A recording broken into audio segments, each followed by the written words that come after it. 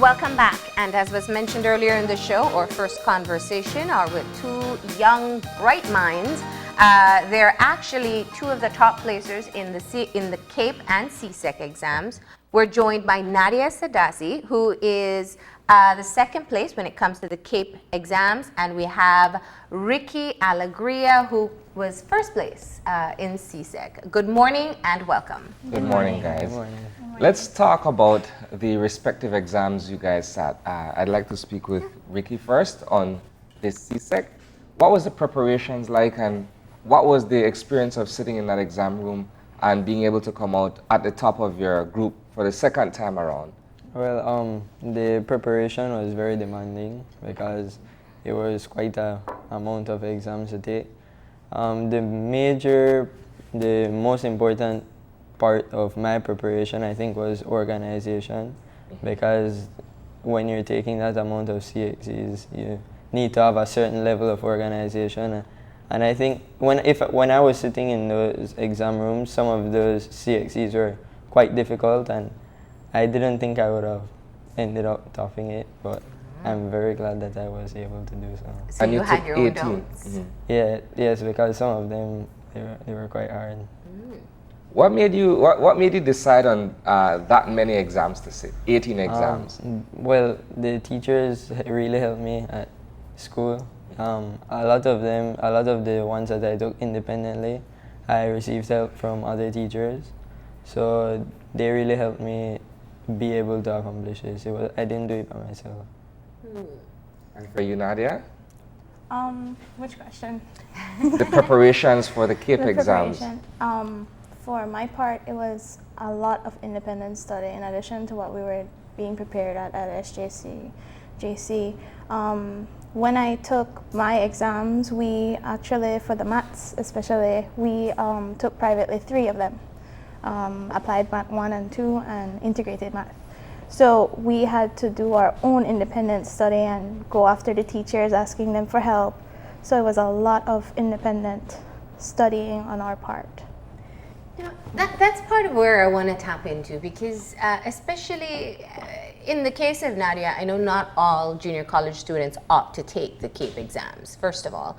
And with Rhiki, 18 exams is far beyond what I'm sure the average student is taking. Yeah. What is your impetus behind wanting to take additional exams that aren't your particular, your specification in school? What prompts you to go and take something perhaps that you haven't even been studying over the past couple of years?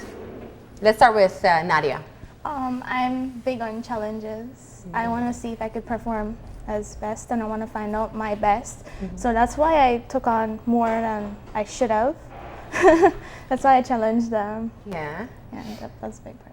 Okay. Once again, my teachers were a big part of that. They kept me motivated, and they made me actually believe that I could have done it. I don't think I would have taken that amount had they not given me the confidence to do so. Okay. Now, Nadiya, we know you were a math and physics major at SJC. You were a math and physics major at SJC, right? Yes. And Rhiki, you studied? Biology and chemistry. Biology and chemistry. So let's talk about some of the topics outside of your field that were really a bit challenging to catch up on the curriculum. Yeah? Me? Well, I had taken the business subjects, like POA, POB, office administration. And the accounting was especially difficult, but the business teacher at SJC, he was very, very helpful, and he helped me to be able to take those 3 additional subjects. Music I had taken independently, and I had a teacher that really helped me with that as well. And the other ones that I challenged were like branches of what I took during class, so those weren't really that far off from the curriculum. The ones that I probably took that weren't connected to my major would probably be communication studies and Caribbean studies. I'm not big on English, as I don't really like it, personally like it, but it was a challenge indeed, because my interest wasn't there, but it was a lot of work. Like, we have a special course for those who are taking CAPE aside from the others, at SJC. So we had to work, and we had to work at a pace. And so it was a bit challenging because the interest wasn't as strong as math and physics. CRS, or Caribbean Studies, that was more challenging to me. All of those information about our Caribbean and the different processes and what we have in common, the countries. So that was mostly that one I would say would be the most challenge to me.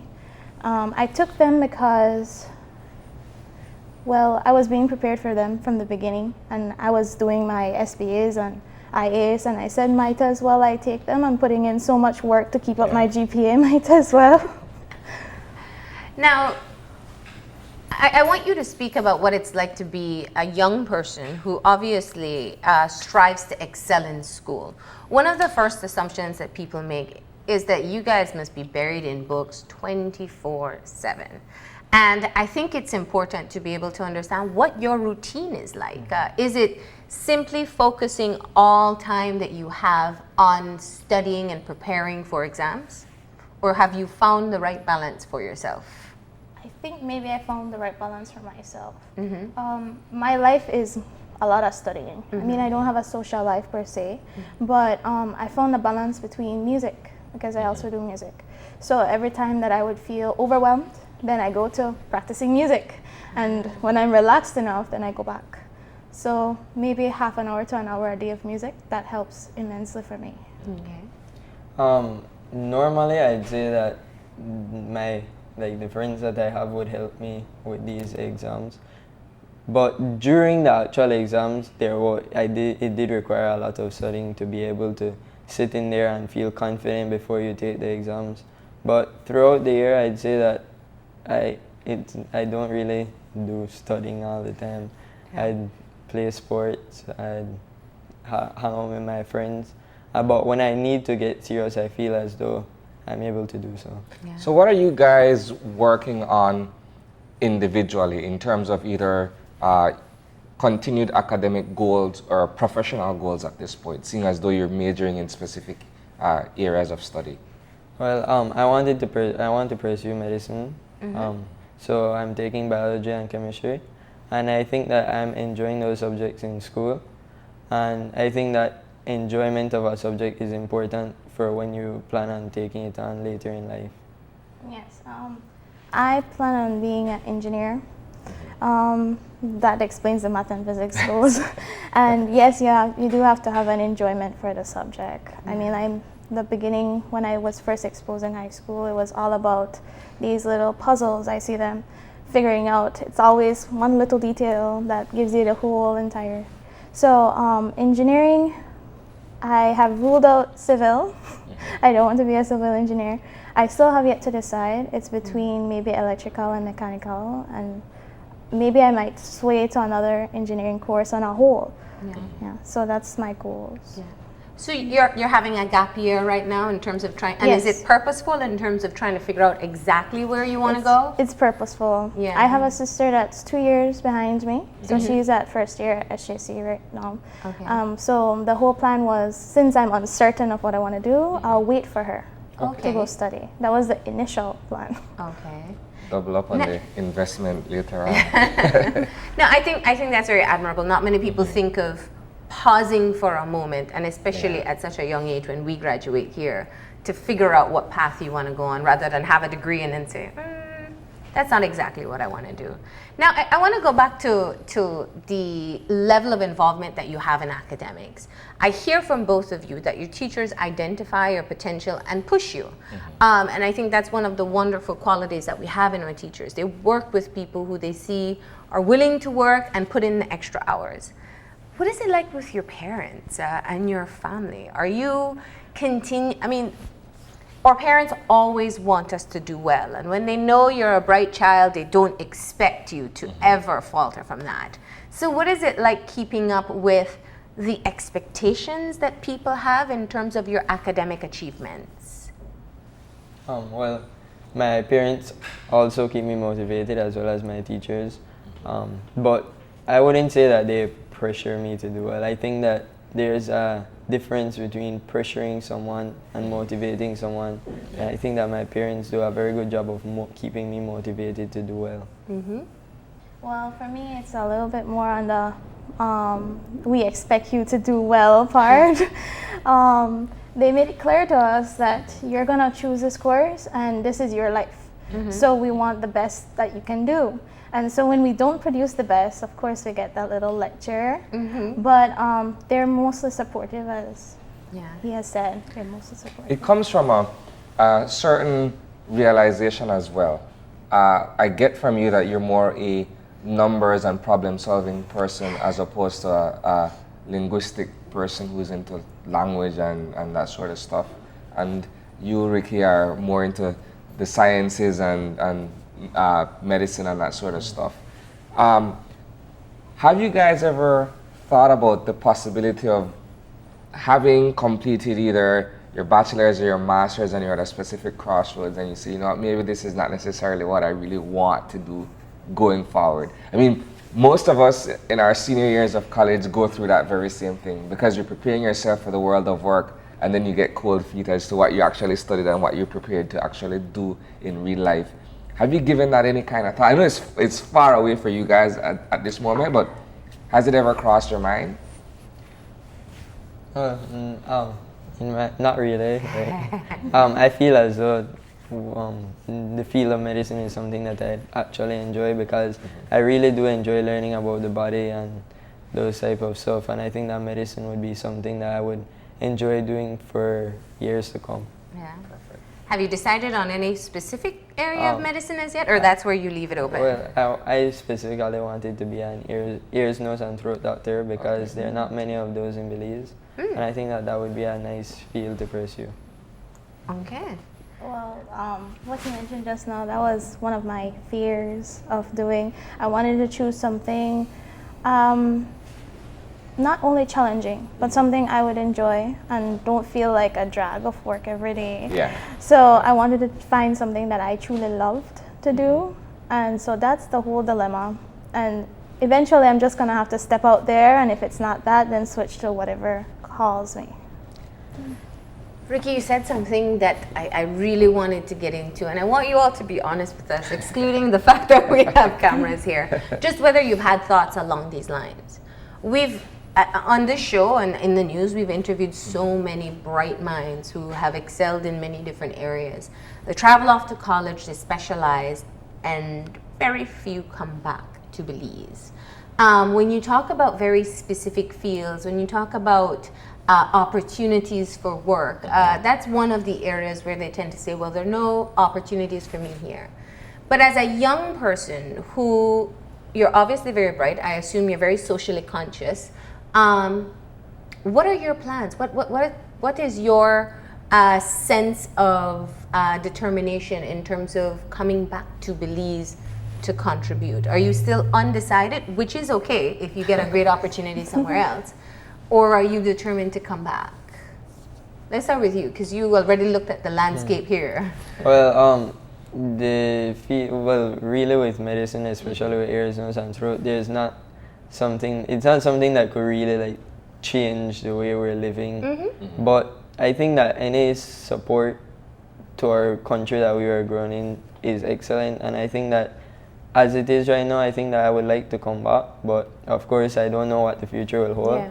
So I can't say for certain that I'll be back in Belize after I finish my studies, but it would be nice, and I like the country that I was born in. So. The same, I think I would hold it priority to come back here because we are still developing in many senses. So the only thing is that I do know that it's uncertain for the future, like he said. I mean, like if I'm come here and I am not able to get something to my qualifications and I could get that elsewhere, then it would really be a decision I have to make. But I would love to come back here. I think when you look at the general, the big picture, a lot of us go abroad and then we qualify ourselves in whichever area of studies we choose, and then you find that there are more opportunities outside for those specific fields of study. You come back to Belize, for some of us, and it's quite challenging to fit in terms of what is available for work and the competition that is out there. And I think because of that, a lot of people are kind of wary of coming back. But then when you look at it, it contributes to what we call brain drain, where you have all these young qualified Belizeans, for instance, who don't really work in Belize, they don't live in Belize, so it's all this intelligence and all this knowledge and everything is out in the diaspora. And then you have people coming in, replacing those people who should be here, helping to develop the country. It's an interesting thing to look at. And when I look at young people, I look at you guys, you have all the potential, you have all of this endless energy and knowledge and hunger for knowledge. How do you look at your peers in that regard? Like, we have discussions with each other. Hey, are you going to come back, or where do you guys stand insofar as that? Well, I know we at SJC, we were somewhat tightly knitted because we had study groups. We have discussed where we're going to study, what are we going to do, and it doesn't sound like they're coming back. Honestly, we haven't put it out on the table. Are you going to come back to Belize? No, we haven't, but all the different ones, I mean, one of us pursued law, so she might come back. One is going towards chemical engineering, the other civil engineering, two of them civil engineering. So the civil engineering might come back, but I don't really see a spot for chemical engineering here as right now, present day. So it's a possibility they come back, but we haven't mentioned it. Yeah. We don't really have those kind of conversations as yet, looking far into the future. But what I understand from my peers is that they do enjoy the country the way I do. So I'd say that if it's left up to them and if the opportunity is present, I think that they'd come back. Now, I'm so grateful for your honesty in this issue, because it's one we don't get to talk about very often. And I think if I reflect on people that I know who I graduated with and after me, many of the talented persons are working other places, which is wonderful for them professionally.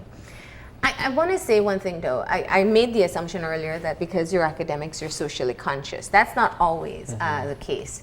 And I want to ask, because one of the things that we hear very often about the youths in our society is that they're disengaged, is that they're not aware or involved in the major national issues that take place, perhaps not cognizant of what is taking place, and we don't hear the voice of them as much as I think there is a need to hear them. Now, we'll hear two sides. People will say, well, we don't give young people the opportunity for a voice, and some say they don't have anything to say because they're caught up in a lot of the US cultural norms right now. So let me ask your perspective on that. From your own perspective, looking at your friends, your peers, even if it's outside of your circle, do you think the young people of Belize are engaged in what is taking place in our society? I think that based on what my peers think, I think that they are very engaged.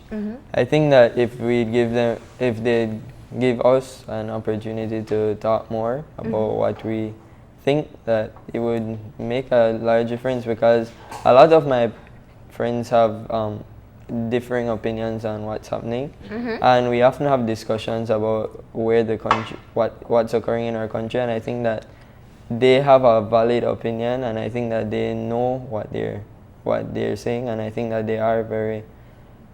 they do understand the current state of our country. I have to agree with him. I mean, other than academics, it's always about the hottest issue in the country. Yeah. And we do have 3 or 4 different perspectives every time. So it's always a heated, I should say, conversation. And that's fantastic to hear. And so what you're saying is that you would like to see more opportunities for you as young people to speak out on these issues, platforms, for example. Yes, I would say so. Okay. Now, let's talk about the friends that you do have, because I think that's key. how involved, what do you do as somebody who tends to be ahead of the crowd? Obviously, you're very bright. Is it a supportive type system? Do you find young people or friends who help you to work towards your goals, or do you find them oftentimes just having different priorities than you do? What is that relationship like? Well, I'd say that my friends do have somewhat different priorities from what I do. Yeah. But in whatever I do, I think that they're very supportive. Mm-hmm. I think that they understand where we're trying to head, what our goals are in life, not only mine but my friends. And when they need to get serious, I think that they can accomplish whatever they set their mind to. My one is a bit of both. Okay. Because we were like 6 of us. Well, 6, 8, sort of. And so I wouldn't say that we're supportive just at the beginning. Okay. It was like every man for themselves kind of thing. It was more competitive. Yes, it was a lot more competitive. We started off with 24 in our physics class and we ended up with 8. So it was very competitive. And the minute you try to study with someone, it was more seen of leeching than supporting. So, so it was a bit difficult first. It was a bit difficult first. They do have different priorities. I mean, everybody does. But when I see all of us, we all had one common goal, which was to pass school to the best we could. So in the end, when we suggested the study group, it was a suggestion because nobody actually upfronted it right there and then. We actually pulled together, but even then we still had people who like segregate themselves and said, I'd rather study alone, that kind of way. So it was somewhat supportive, but we had different goals in mind. You realize that, for instance, when you're pursuing your studies, you have what we call like pack animals, and you have people who don't really believe in that sort of group or team spirit, and are able to do so on their own. How did you find it when you were in junior college? That dynamic of going to school, studying, and as Marlene said, trying to find a balance between your academic pursuit and your social life. It was really challenging. It was really challenging. When you're in a classroom, it's more directed. You can figure out your goals immediately. When you step out of the classroom, you're exposed to everybody else, and not only from your major. So everybody seems that laid back, chill kind of way, and always talking. And it was like, I need to go study for this so and so and so. So it's either choosing, stay with them, build a relationship with them, or just go and study and secure your future. So it was a really tough decision for people who don't know their priorities. So needless to say, I had little friends at SJC, JC, but I think it was worth it sacrificing that. The question was whether I'd prefer to study by myself or how do you cope with it? How do you cope with all the different priorities people have and keep up with your work? Well, I enjoy spending my free time with my friends. I'd say maybe it's just because I'm just starting. I think maybe it's because I'm just starting sixth form and I have yet to meet some extreme difficulties. But right now, I prefer studying by myself because I could decide when it is that I'm going to focus on my studies. And if I need help, I wouldn't be afraid to ask one of my peers that I think are able to help me. And if they need help, I'm always willing to help them. But in terms of sitting down and studying, I prefer doing it by myself because I know when I get into a group, we can easily become distracted. And that was going to be my question. Listen, you're young people, and naturally their impulsive behavior, their different distractions that will sneak in, whether it's hanging out with friends, perhaps going out, having some fun, skipping class, I don't know. But tell me how you cope with the peer pressure of it. I mean, you have friends, they want to do something different. Perhaps you know that you really need to go over something for one of the courses that you were going to take for your specific exams. How do you personally cope with overcoming the peer pressure? I don't really think that I fall much into peer pressure because I know when I'm able to relax and have fun with my friends, but I also know that when it's time to get serious, maybe it's Sunday night and I have a chemistry test the following day that I know I need to study for, I think that I'm able to control myself and say, tonight I need to study, whereas maybe if I don't have much to do for the following day, then I'd be welcome to spending time with them. I would say my limited friends, they would more be aligned with my courses. Okay. So I do have outside friends, but I guess I should use them as an example. And so they, of course, you get that invitation. Can you go out with me Saturday night? Can you go to the movies? Can you? And then every time they do ask, it's like, we have a physics test Monday. I really need to study. Yeah. And you find that the more you put it off, or the more you waste your time, that you find out it's only you and the test paper in that room. So they do understand, I should say. When I tell them, I'm sorry, I have to study for this test, they do understand, and they're very supportive. Yeah. I find that. Do you try to push them to get more serious about schoolwork as well? I do, because especially when I notice that they might be struggling a little, and they're still more on yes. And sometimes I tell them, you have to get serious, because school in that sense is more important at this present time. You need to pass that test.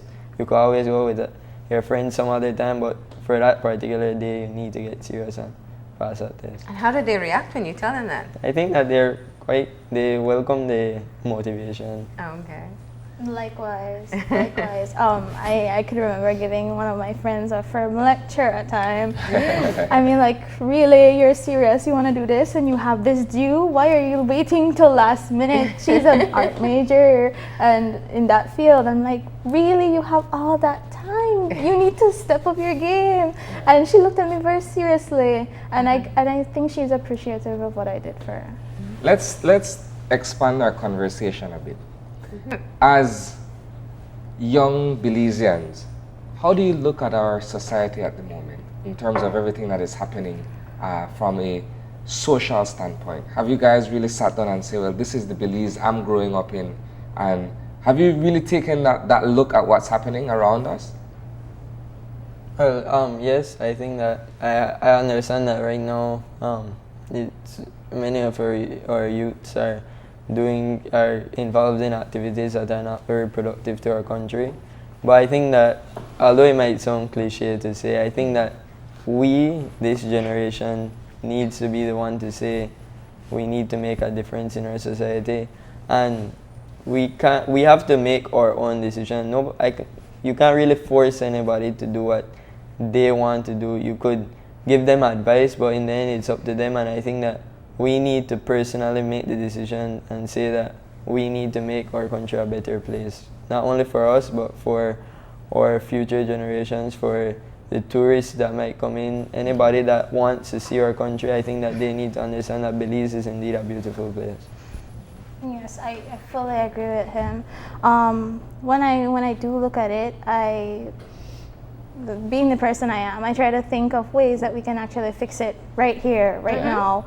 And especially when you look at those issues with government and those issues, you go like, well, I have either A or B, and they have both pros and cons. So why don't we just pick a new group entirely which has more pros than all the cons that we're seeing? So that was my initial output on it, in my perspective. And I said that, it won't be overnight.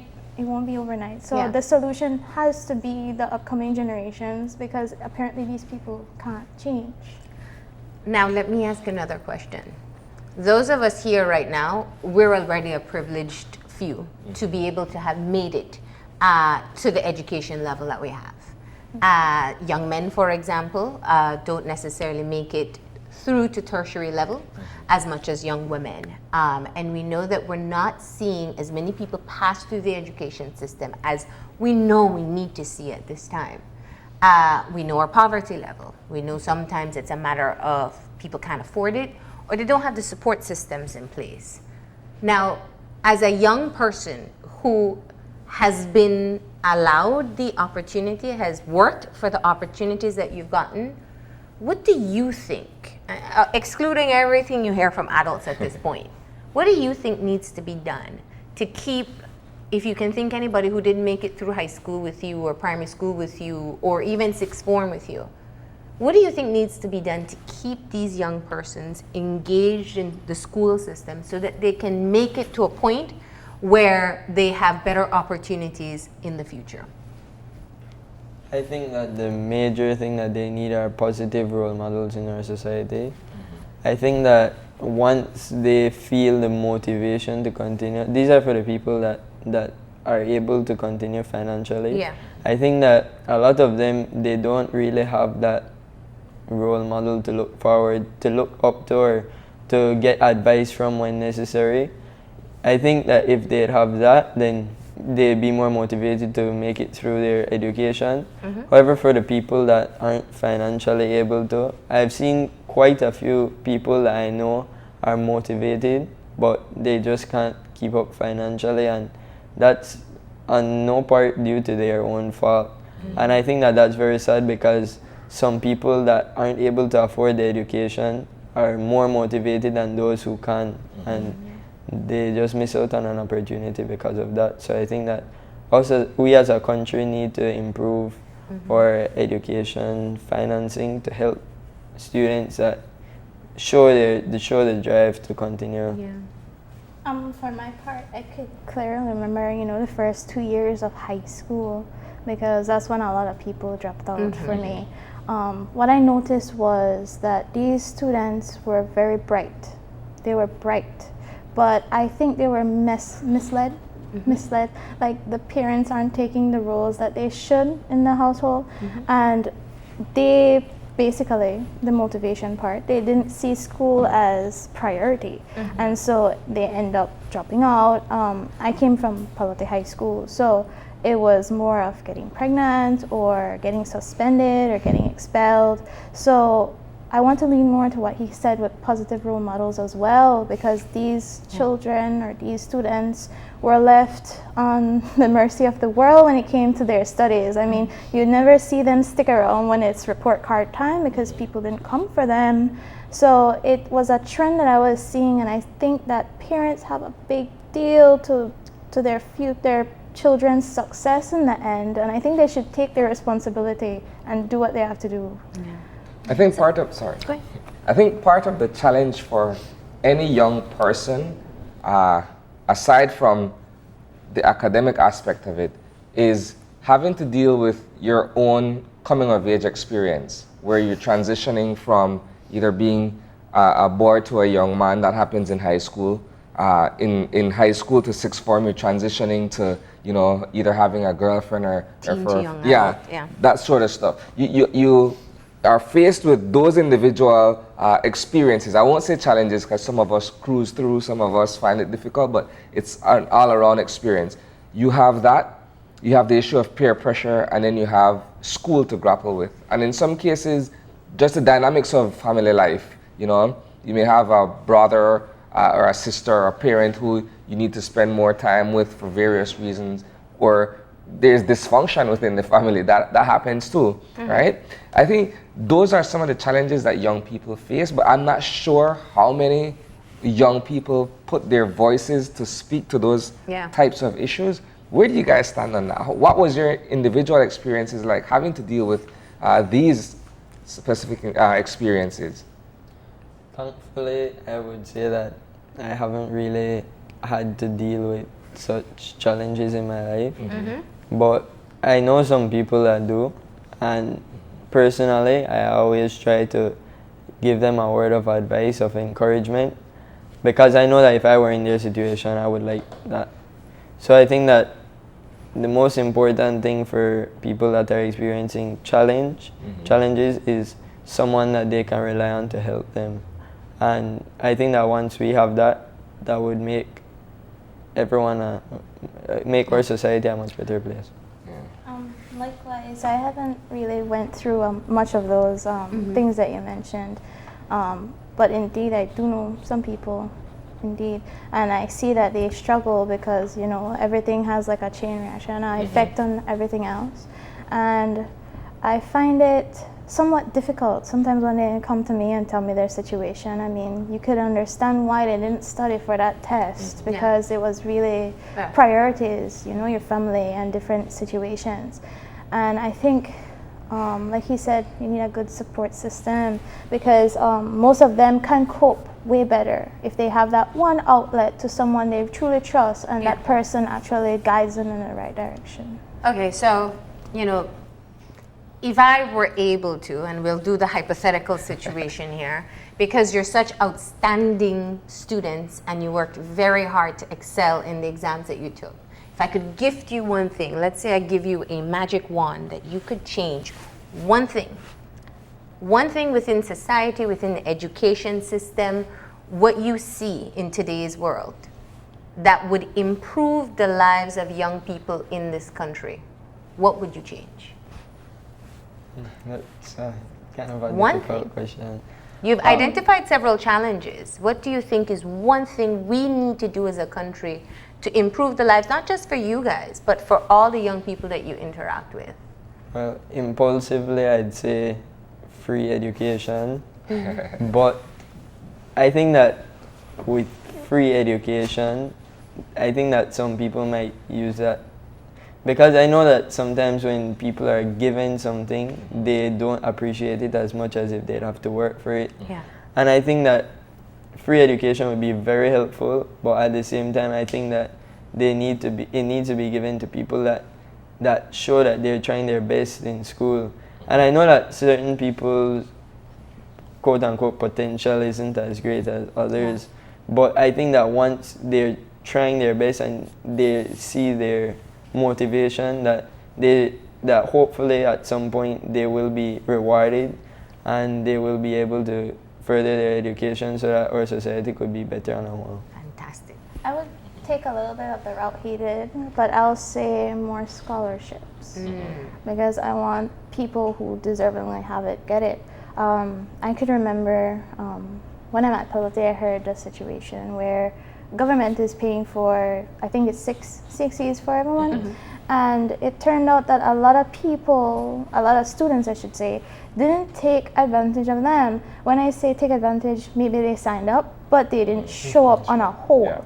And I'm like, really, when I was taking these stuff, I had to pay for all of mine, and I had to make sure that I passed all of mine, because that was, you know, my parents' investment.